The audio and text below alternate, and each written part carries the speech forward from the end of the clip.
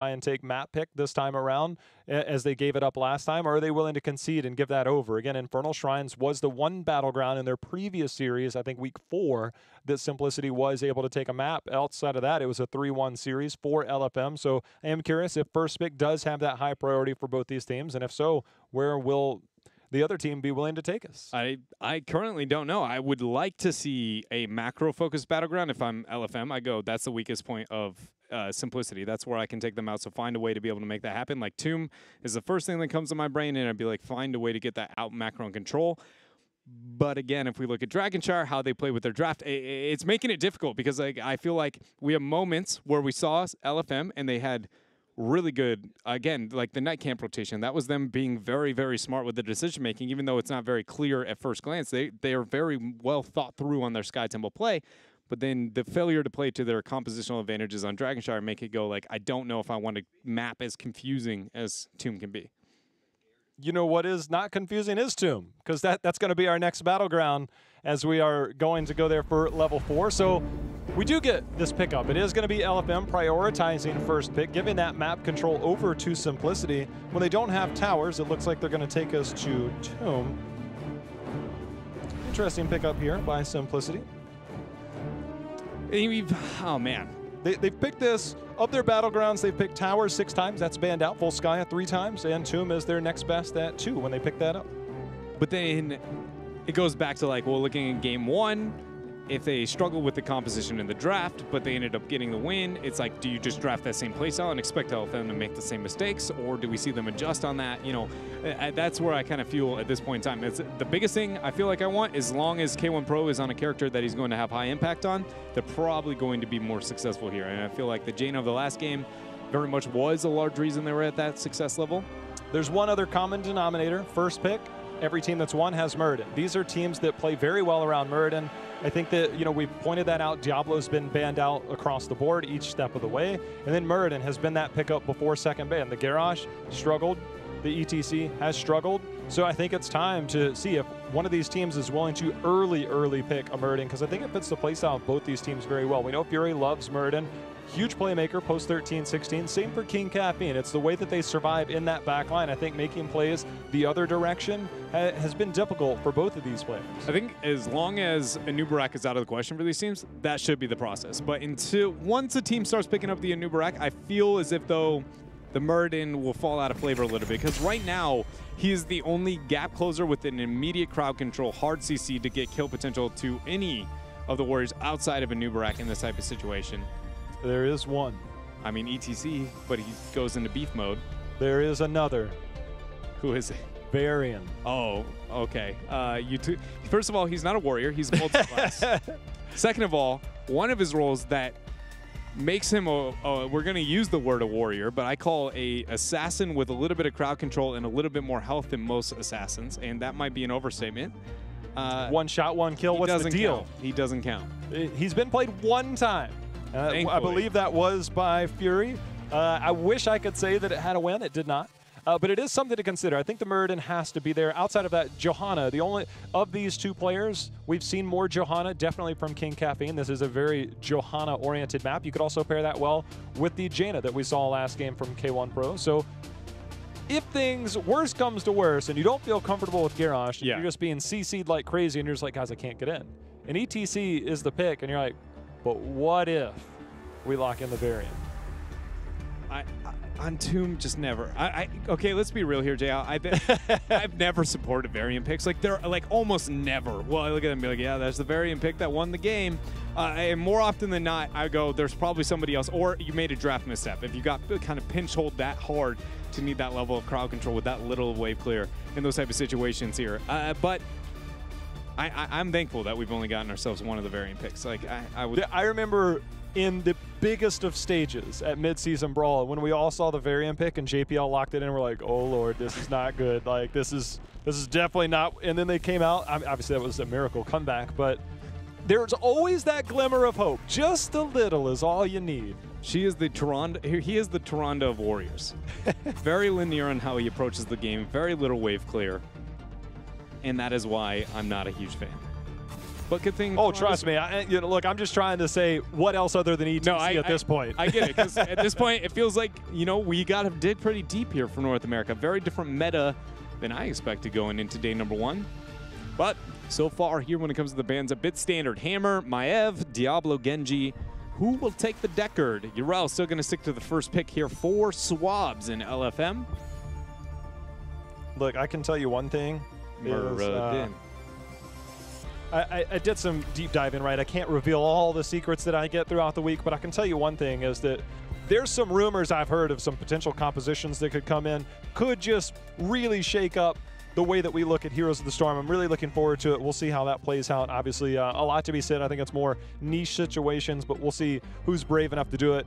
All I can say is, if it actually does happen, you're going to be like, "What is this?" It'll be something you've never seen before. I refuse to believe that. You underestimate how much Heroes of the Storm I've watched. Okay, I'll tell you about it in the car, but you got to make sure and zip it up, lock it. Whitemane got to be the pickup with a Junkrat here. So another attempt at Whitemane. Junkrat obviously has that strong wave clear.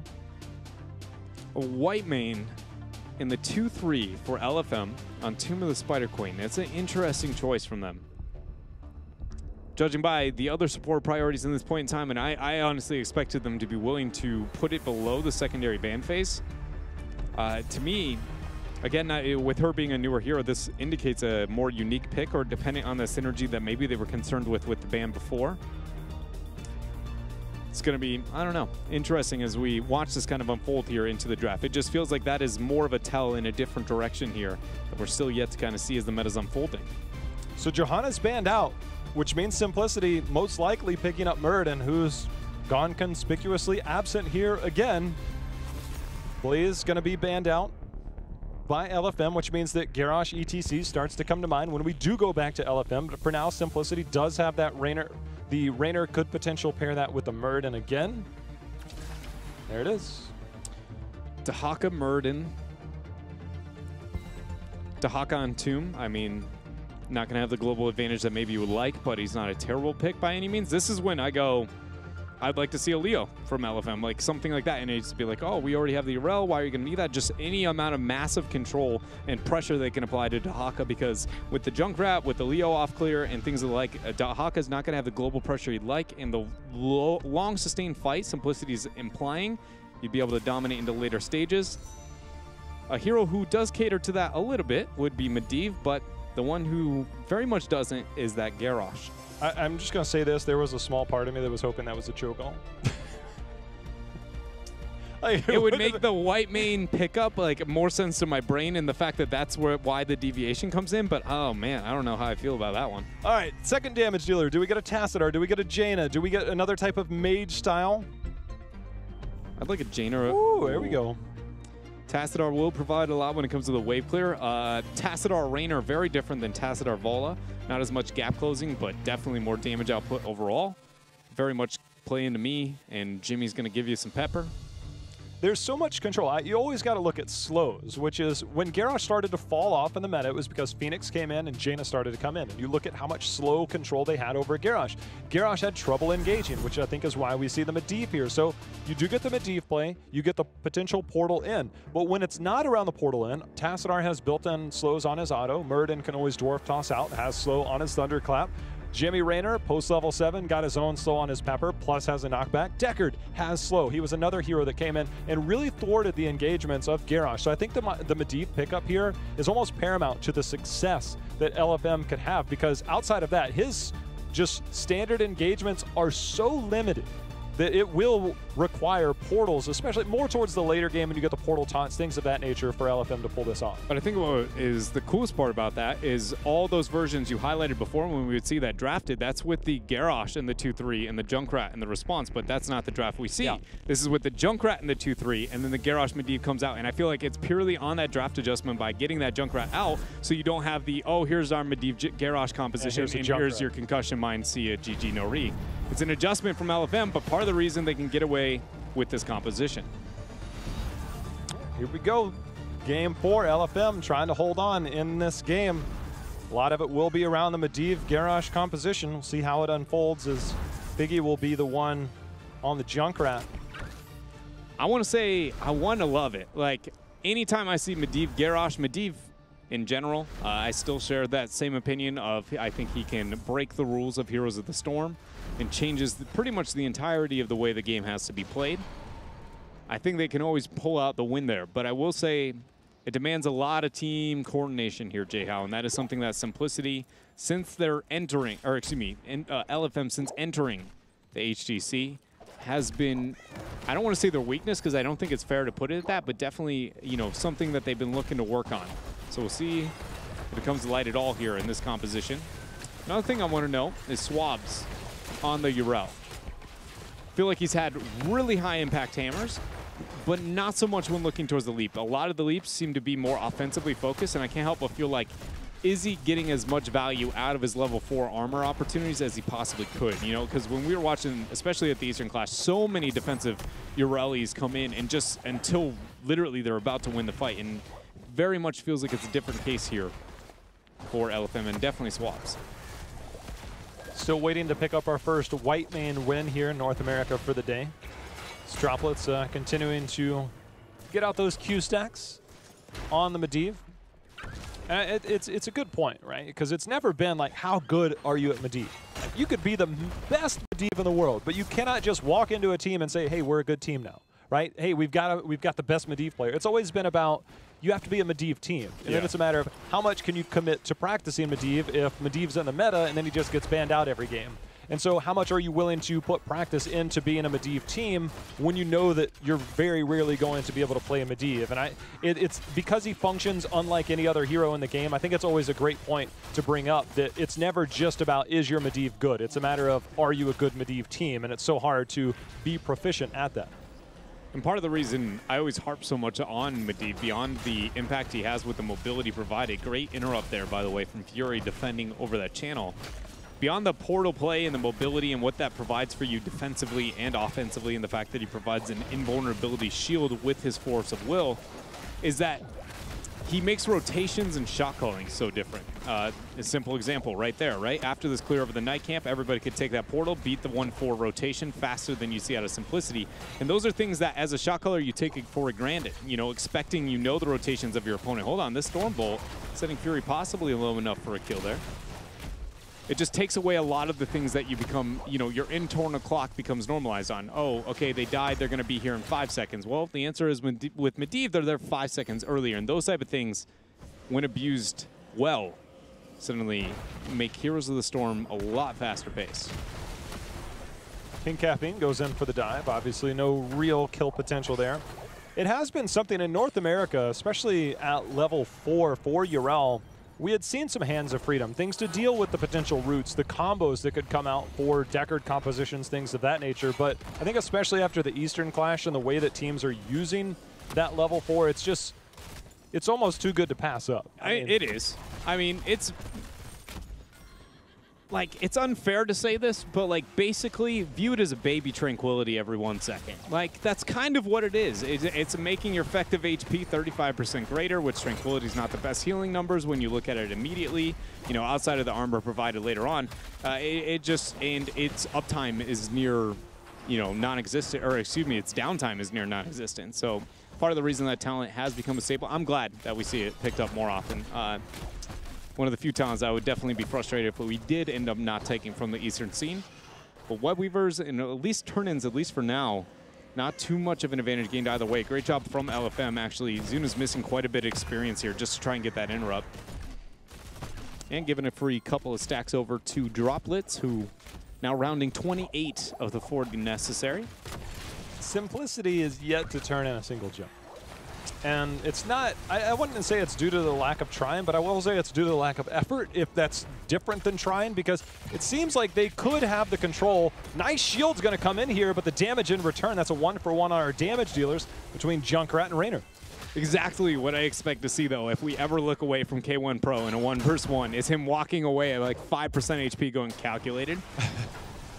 Great job there by K1 Pro to just try and take advantage of the laning mismatch, but really nothing lost by LFM.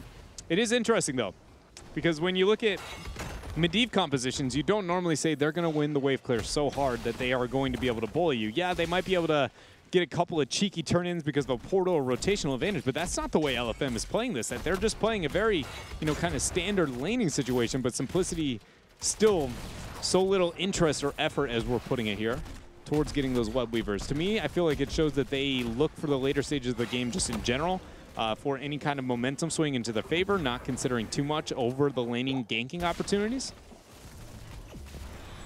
Well, Medivh definitely taking a different stab at it, obviously going into the Arcane Rift, getting that bonus attack within 6 seconds, deals 40% more damage and heals for the same percentage of the damage dealt. So definitely a different take on the build. Obviously we've seen some changes to the other level 7 talents, most notably the Force of Will. So that will be different. Once you finish your Master's Touch, that does put it at every auto attack. As long as you end up hitting your Q, does give you that empowered sustain. And what I really like about this talent is what it does provide for you is a single target trading capabilities, which is one of the biggest problems post reabsorption rework that we have seen on Medivhs. We used to see old Medivhs be willing to take trade ups into 1 versus 1s and then be willing to drop the self shield onto himself, take enough trade out of the reabsorption, and then really make the game extremely problematic. Since we see the timer on the shielding change and the portals change, that playstyle has died out drastically. But what you can do if you end up going this route is still take the 1v1 capabilities while still having the portal opportunities. It just, takes away, again, from your overall team fight. But I personally enjoy the fact that we get some kind of mix-up here from droplets. Continue to keep an eye on how effective that will be, as right now Simplicity just struggling to find any turn in at all. Sitting on 83 gems. 0 turned in. For LFM, they've had a hard time as of late getting any turned in. They did get some early turn-ins, which is why we see them sitting on 24. But these teams are essentially ignoring lanes and just going full in as King Caffeine dives in to make sure and pick up some lost gems there to make sure and not drop too many. 83 gems reside in the hands of Simplicity. But if LFM is able to get this web weaver phase for themselves, I feel like it's going to be a lot more successful there with that Junkrat pressure out. I guess that in mind, Yrel, the Whitemane, and hold on, Medivh don't really have that good of wave clear themselves. Zuna out on an island there, 35 gems in his hand. Tiger JK trying to get the heals over the wall, throwing out as many potions as he can. There goes down the portal. And look at that, LFM zone off all of those gems lost. There were some gems able to turn in on the opposite side of the battleground for Simplicity, but that is a devastating loss there over Zuna. Yeah, I mean, when you go in, obviously you pop this Dark Swarm to be able to get the interrupt, and that cost him because your Dark Swarm does allow you to pass through enemy targets. So when you give that up just for denial, when you try and walk away, you can't just as easily pass through, which is why we saw a very good approach by Swabs on that Yrel, making sure to get the slows, the body blocks, things of that nature. And at that point, it's very difficult to make your way out. Now we see LFM taking advantage of that. They're up 3 kills to 1. Got the first web weaver turn in. Now they're going to turn their attention to the bot lane, and both teams already picked up heroics. Now we really get to see, how good of a Medivh team is LFM here with the rotations and gap closing capabilities there with the portal. Be able to make these web weavers that much more impactful than debatably they would be without the Medivh pickup. For now, they showed interest towards bottom. Now the 4-man collapse over mid. If they're going to make a play, this is the place to make it happen. His top web weaver has already been dealt with. Portal transition toward bottom are going to grab a polybomb, but no major kill potential there. And that is, again, the cheekiness of the cut-off time in a rotation, but not a major success for LFM. So Simplicity, as long as they can get a web weaver phase, this is still an opportunity for them to gain control here of this game. Yeah, I think their bigger problem is the long-term picture, and they need kills. And they need kills to essentially take gems away from LFM. Because they lost so many off of that Zuna death in that bot lane, they do find themselves at an overall deficit when you look at the totality of gems turned in, plus what you already have in your pocket. So it is still a deficit that they find themselves in, but if they can start to get structures, start to get kills off of that, definitely can turn this game around in their favor. Zuna ended up burning that burrow there along with the polybomb coming through. Droplets surely has enough damage there. Maybe not with that level 7. Drag is going to be available, but it's a whiff there. If it had landed, maybe a kill potential opportunity, but this provides a moment here for LFM on the top half of the battleground to maybe drop in some of those gems that they have available. K1 Pro and that pesky little Raider in the delay there. Should be able to toss that thing. That as Garrosh, you just grab it. Should be able to just do something other than let it float at you and hurt. Oh, there's going to be a toss taunt, but Dimensional Shift is out. Not enough damage for follow-up as Fury comes in, takes that portal. Able to walk away for now. There's going to be the Groundbreaker. Fury continuing to hold point. Medivh scouting for now. Simplicity still desperate to get their first web weaver turn in. And right now, this game has lived and breathed at these turn-in point stretch. It very much has, and Uralla's been constantly winning the 1v1 into Zuna there on the bottom lane. So my question is when's the brush talk really going to come online? Otherwise, LFM is likely going to get this next Webweaver phase for themselves with how much control they've been able to make happen. Swabs did make the transition towards mid for a moment, giving that temporary lapse here to Simplicity, but with the LFM having the 13 talents here, it's in the time frame that they want. Droplets ends up getting the drag onto him. Force of will be available, not needed though. Swabs gives him the armor. Polybomb there along with the flip over. Indomitable use, Riptire drop. King Caffeine actually keeps himself alive. He's alive for now as Lornado has generated enough space to put a reset onto this fight. Second wind will kick in, allow Muradin to heal back up, but does that buy them the time and space to get the turn in? It looks like Zuna should be able to complete that. Yeah, you could see King Caffeine even preemptively threw that out to see if he could time that. Had Medivh dropped down a half second earlier, it would have been stunned out. We'll see what happens, but Hosty, see if he has that dimensional shift still available with the Archon. Yeah, Archon there, but Dark Chimera is now going to be the focus on that white main, trying to cut away. Verity for now. Auto attacks coming through as long with that side storm, but Swabs slamming down the hammer, giving that armor over. Great Dwarf Toss out, allowing Zuna and the friends to retreat from that polybomb. Webweaver's now going to be here for Simplicity, but they need to make it count. They do not have the best sieging opportunities. Raynor is a large majority of their sieging damage here, and he's going to be able to join in with Tassadar. See if Simplicity can find a fort here over this temporary spike. Indomitable used there to walk away from that route there as the setup continues to come in. Simplicity starting to siege up, get some structures down, hopefully take some lead, some control over this. They are sitting on a lot of gems beyond this, so if they can just create space. Sometimes it's a matter of just creating space with the push, getting enough structure damage down, then doubling down on everything and getting that. As we see Fury, there's going to be the portal in.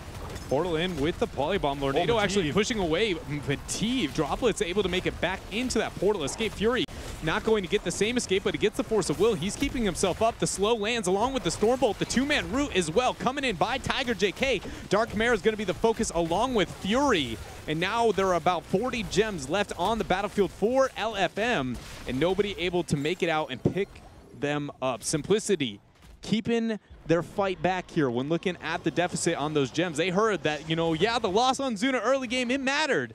But now we're back at even. LFM, proper response, picking up the camp here, making sure to defend against the Webweaver phase. But now Hosty and team, they've sniffed this out. There's no talent tier advantage, but there's a numbers advantage. So if they take this away from LFM, this is a major power play here for Simplicity as they do take control of that. That would have been great for defense, but they just did not have the damage to get that down quick enough. So now for Simplicity, starting to take control, starting to look towards 16, maybe get 2 forts down, look for another pick beyond this. So far, the momentum shift is significant. Yeah, 1 fort is inevitable during this Webweaver phase, and that is just about enough to kiss them over the 16 range as that experience just trickling up as Dahaka getting that top soak here. So Simplicity will have the 16 window for a pretty large time and be able to defend one of those Webweavers. Posturing over bottom shows that they're going to look for the response on the top half of the battleground and then worry about middle and bottom because the rotation between those two lanes far easier and faster than the top lane. That is why we see the emphasis there. And it's just when will Brush Talk make its transition down and how much damage can Simplicity make happen with the 16 talent tier.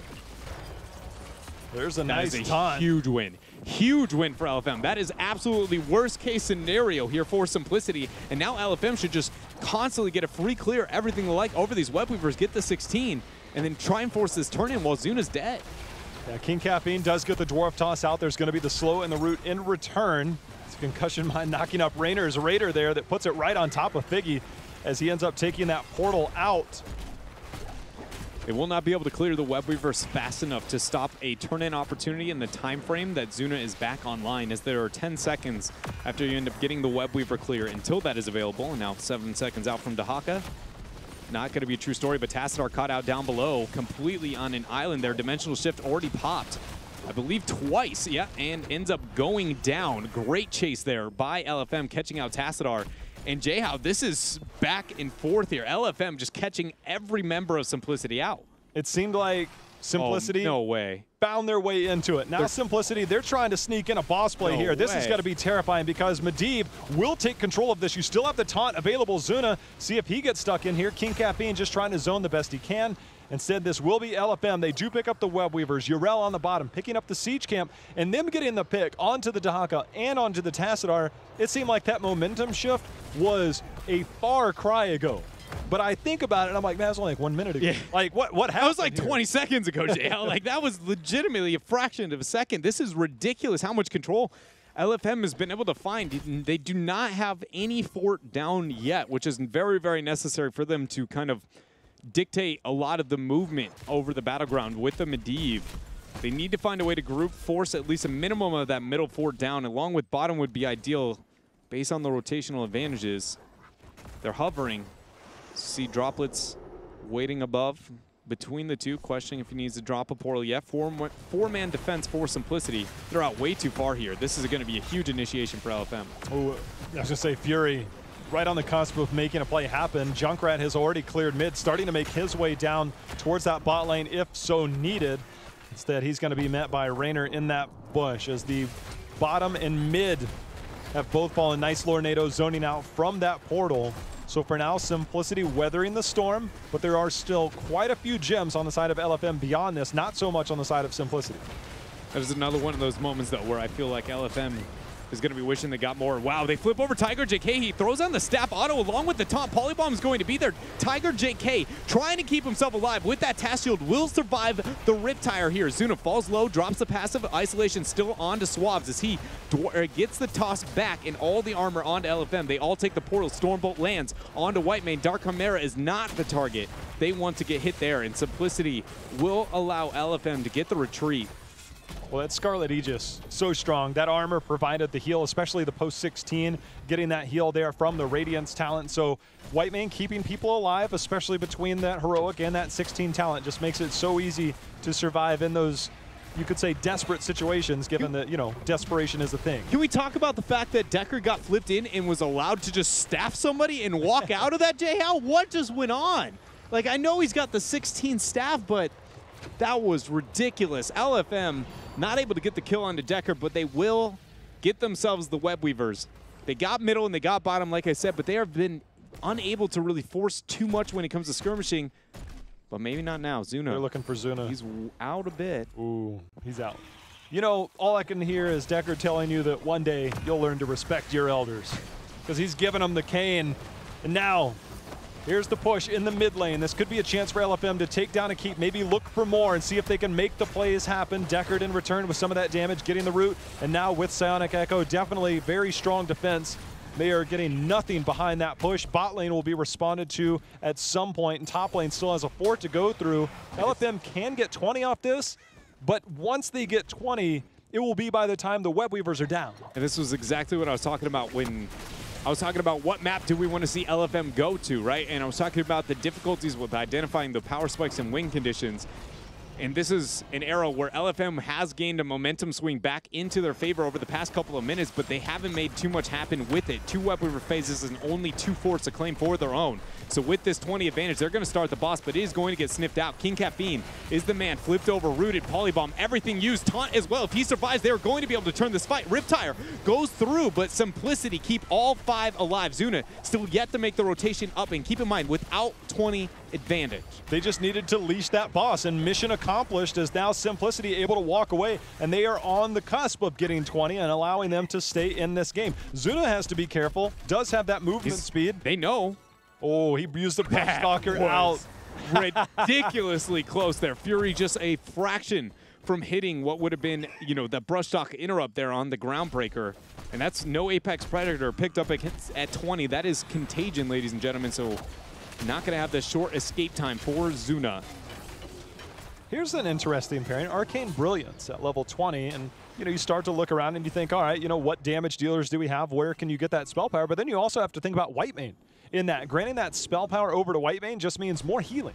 And so it is an interesting pairing. It's not something we see often, but with that level 20 for Medivh, sometimes we see the wave clear on minions, things of that nature. We see Swabs going in. King Caffeine, he's in deep right now. He's going to get taunted. Polybomb goes down. He's going to get knocked away with the concussive mine. Dwarf Toss out, though. Rewind. His Ancient Blessings was used. Simplicity here burnt a lot of cooldowns. We got about 20 more seconds till the Ancient Blessing. 30 on Lornado. 8 seconds till Avatar is back here. And still 80 until Infinite Archon gets restored. As long as he can keep those autos up, which for now he will be able to do so, Hosey needs to move very aggressive through mid if he wants to keep that Archon alive on that wave. If only you could attack the Raven at this point. Both these teams relatively close. Oh, there's one more. Oh, Figgy put himself right into the middle of that one, allowing another auto. And it's the name of the game. That's all he has to do, that's it. I mean, they got to be careful not to fast clear this wave. It's a weird thing. It's like, hey, maybe we shouldn't fast clear this. Maybe too fast. Fury, got to give the auto reset. Here it goes. The drag is going to start the fight. Scroll ceiling down. Look at that. Fury already one shot there, but Chimera coming in with the heal. Swab seems to be the focus for now as Hosey still continuing those autos. Riptire is used. Dimensional shift. Look at that. Hosey's going to take the 1v1 on to drop it. And he's got the damage there. Archon from downtown gets the damage through, and now Simplicity, a man up here on this siege. You can siege up all day. He's trying to find minions to attack there all the way in the top lane, see if he can make it there. They do have a turn-in available to them if they can get it. They're going to go ahead and let that drop. Huge plays from Hosey there on that Tassadar. He is labeled a support, but that was a very offensive dimensional shift. They're calling out LFM, knowing that Droplet's out of position, but now with the man down, Boss is going to be started by Simplicity. They seem to focus here onto LFM. Fury in a bad spot, already down the Warlord's challenge, using that 20 for the two-man toss back. Boss has been leashed here, 20 seconds still until Droplets joins the rest of LFM. That Boss has been a thorn in both teams' side. When they try and get it, they're thwarted each time. And you look at the fact that Junkrat is on the side of LFM. That wave clear from a Junkrat at this level of the game, 171 stacks on his level 4 is insane. Zuna comes in. There's the contagion landing onto multiple members. There's going to be the end of the fray, saving one. And there's the unstoppable that clips onto the 20. But that is not enough to save Urel as she goes down, unable to pop that Ardent Defender. Great Lornado there from Tiger JK to be able to split that after the initiation. And now another 55 seconds where LFM are down. And remember, they got Jimmy, but they lost themselves to the Urel. Nobody starting the full channel yet as Simplicity wants a Webweaver phase and a Boss at the same time. Boss now going to be the start. Simplicity finish the channel here. They know that the Boss is the all-in. LFM have to stop this here. King Caffeine goes in deep, gets the stun. We got the drag on the front side. King Caffeine with a rewind, trying to take down Dark Chimera. That's going to be Medivh falling on one side. Fury, he's stuck by himself. And King Caffeine zoned out a lot of the control, and that is allowing Simplicity to take down two members. There was already the Urel down, and now with this pickup, this is Webweaver's Infinite Archon about to be here. Simplicity looking to close out this series. Looks like they have what it takes here. A team maybe not known for their macro play, but Dragonshire, Tomb of the Spider Queen, it does not matter. They seem to have the number here of LFM. Urel will be back online here, but still 30 seconds until the other two members of LFM, a 3 versus 5 defense, and the keep already victim. As you said, the Infinite Archon dimensional shift used offensively once more here from Hosey.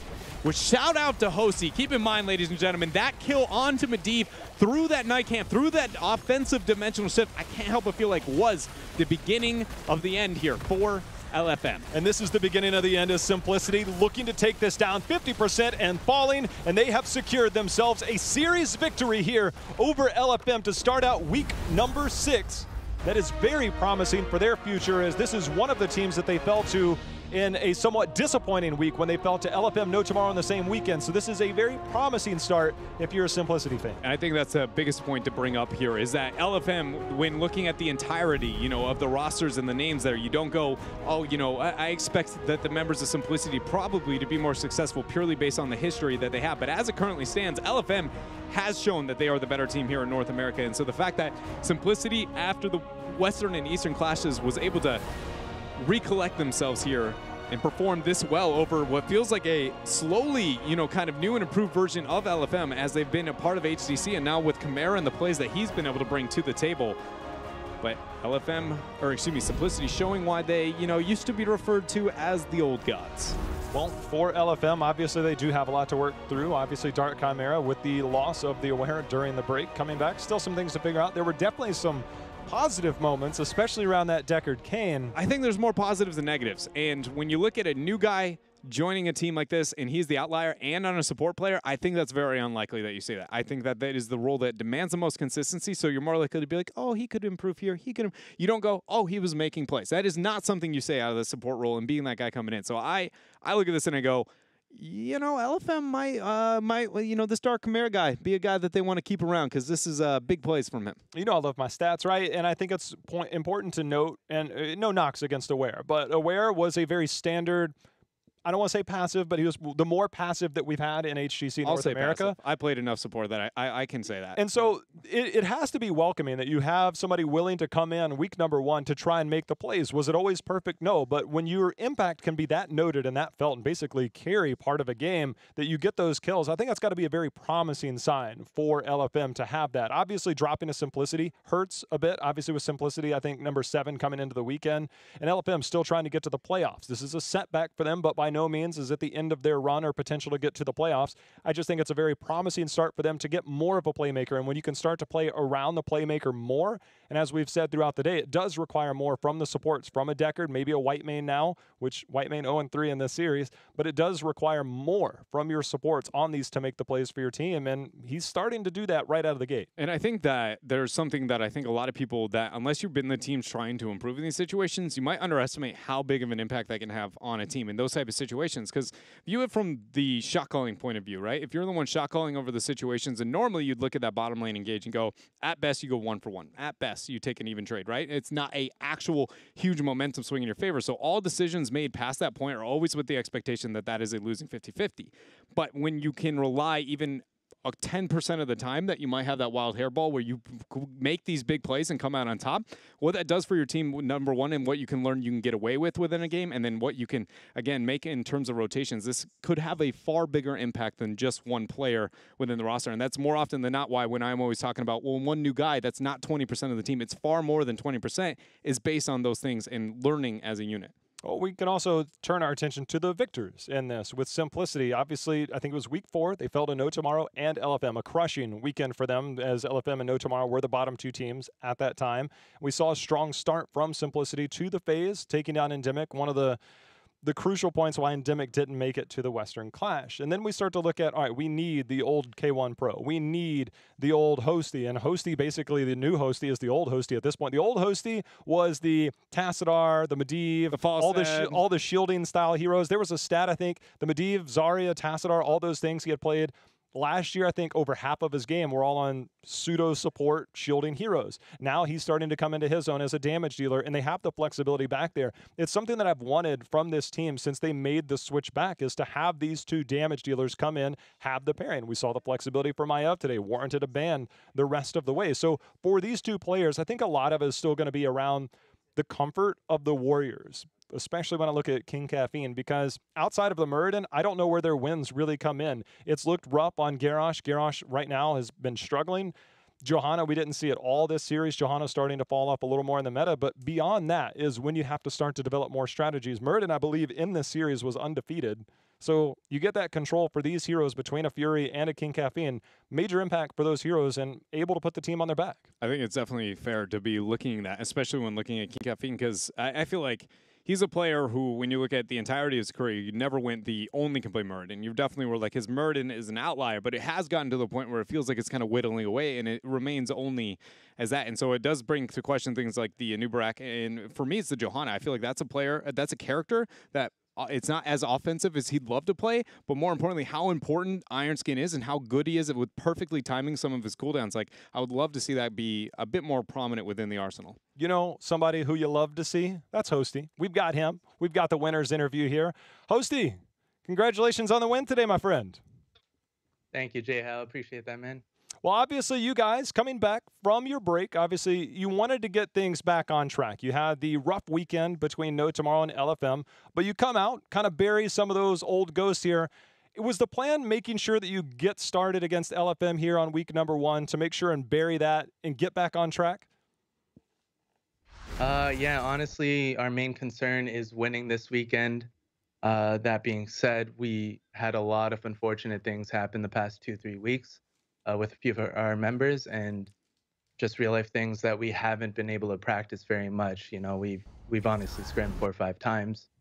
It's just been really rough, but we come together as a team and we know what we need to do, and we executed today. Okay, obviously now getting some insight into that, knowing that there has been struggles to get the team together. When you had maybe a team meeting or something, was there a time that you guys got together, maybe talk things through, hash things out with a focus on what you wanted to accomplish here in part two? Yeah, so our team just didn't perform very well at all the first phase. Where, honestly, we're all pretty embarrassed for our ranking.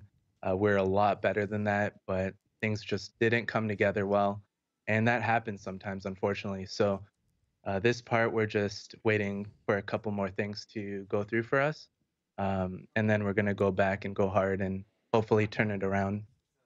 Well, things obviously got off to a good start today against LFM. I'm going to send you over to Dread. Thanks, Jay.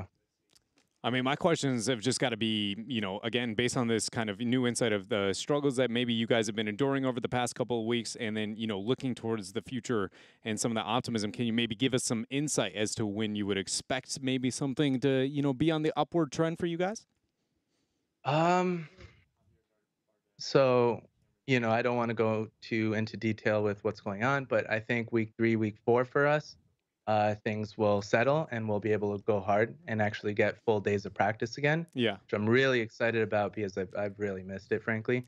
And as soon as that happens, we're just keeping our eyes for the playoffs because at the end of the day, anything can happen. Um, there's some amazing teams. The top three in NA is so stacked right now, but all it's going to be one BO5. Like at the end of the day, anybody could win. So then I got to ask, maybe on a personal level, whether it be you or anybody else on the roster, knowing that it has been difficult to be able to get that practice, is there anything you're doing to maybe try and counteract that or be able to make sure that you on an individual level can make that happen? And then what is the game plan, comps wise and things like just stick to the cookie cutter comps, or what's the thought process over the next couple of weeks here? Comps wise, obviously, I don't want to reveal too much info. We all have our strong suits. We have, instead of trying to play everything, we have what we know works. So we don't want to show everything, obviously, today. And thankfully, we didn't have to. So we're just going to stick to that. Very basic things. You're not going to see anything too crazy. Maybe one or two cheese things. But me personally, I'm playing the game every moment I breathe. I really am. So that's all I could do, and I'm trying my best. And my team's doing a lot of other things. We recently put together a draft plan strategy where a couple members are working together on the team. So that helped today a lot. That's awesome to be able to hear. And good luck or congratulations again with the victory here today, Josie. And hope things, Thank you. kind of turn out a little bit better as time goes forward. Obviously, Thank you, Trent. you mentioned playing to your strengths. We saw K1 on Jaina, you on the Tassadar, you guys flexing in that back line. It seemed like you guys today had that major impact that we've been looking for Simplicity. Did it feel as strong as it looked when you're in those games? Did it feel that you guys are having that major impact that's on that back line? Yeah, so it's actually kind of funny you mentioned the Tassadar at the at the final game. Me and K1 were like, should we swap? Like, do we want to swap? And then at the end, we were like, yeah, let's swap. And it was too late, so we just played it. We could both pretty much play the same things. Besides Jaina, I mean, I cannot take K1's Jaina, or else I'll never hear the end of it. But we pretty much play whatever we have to, and we have a lot of flexibility and we work well together. So I think that's one of our strengths. Yeah. Well, you already alluded to later on, you expect this team to start picking up towards the later parts of this part, I guess we should say. But obviously, you got the double weekend. LFM, no tomorrow this weekend. When you looked at the schedule preparing for part two, obviously, this is one that is exactly the same as that fateful weekend that you had just earlier in July. When you look at the schedule, what did you really peg as must wins? And when you look forward, what are some of those things that stand out to you? So obviously the first weekend is a must win. If we don't win this, we're on a really steep climb. So we had to win, and we have to win the no tomorrow match. After that, we have a week or two to settle some things, and then we could go hard again, right? So this weekend is the must win, and last phase, uh, this weekend really hurt. Like we lost to both these teams when we watched the replays, we were ahead in almost every single one of those games besides one, and we just threw in a very uncharacteristic manner. So we just said, let's not do that again, and we'll win the games. Well, one thing that I hope you can continue to do is join us here on this winner's interview. Congratulations on your win today, and the floor is yours, my friend, for any shout-outs you got. Thank you. Appreciate that, Jay. Shout outs to my team. Obviously, you know, we've had a lot of struggles, but we came together. We got the W. Shout outs to our sponsors. They've been amazing. Simplicity, keep it simple. Shout outs to Bubble Tea for keeping me energized all the time. Shout outs to my hostages in chat. Oh, baby. And really quick, next 3 Saturdays, massive giveaway, guys. Check it out. My Twitter.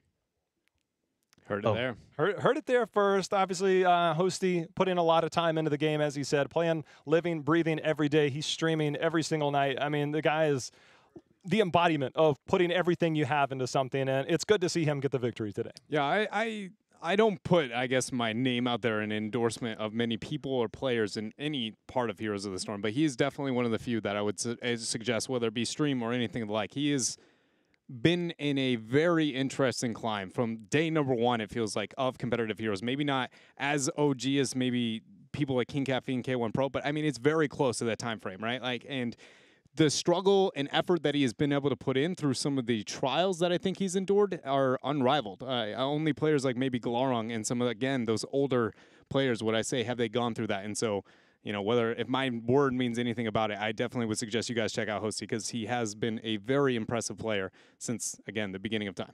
Well, we're going to see how things will unfold tomorrow, as we're going to see how some of the old blood and the new blood are going to come out, because we've got some major changes coming in for No Tomorrow. We'll cover that tomorrow. But we're going to start things off in Europe. Leftovers versus Method. See if Leftovers can continue their run from the clash. Team Dignitas Fnatic, the old rivals. Fnatic picked up the win today. See if they can maybe be the first to take down Dignitas before we make our way to North America. I got to talk to Snitch for a little insight on that one way back at the Eastern Clash, and he's like, so glad I'm commentating the Eastern Clash so I can lose a Fnatic week 1. So it's going to be exciting to see how that actually works out. But as you said, for North America, ladies and gentlemen, No Tomorrow up against Octalysis, but the one you have all been waiting for, it is Tempo Storm up against Heroes Hearth Esports. Number 1 and number 2 of North American soil, head-to-head in week 1. It's such a significant matchup to start it. We covered it earlier. We'll obviously talk more about it tomorrow, because it does have Heroes Hearth trying to keep that number 1 spot and make their race towards BlizzCon that much easier. For Tempo Storm, they'd like that automatic qualifier. But again, No Tomorrow, major changes to several roles tomorrow. It's on the Twitter out there. We'll keep you guys up to date. We'll get into that tomorrow. But for now, that's going to do it here at the HGC North America. We hope to see you back here same time tomorrow. Till then, we'll see you in the Nexus.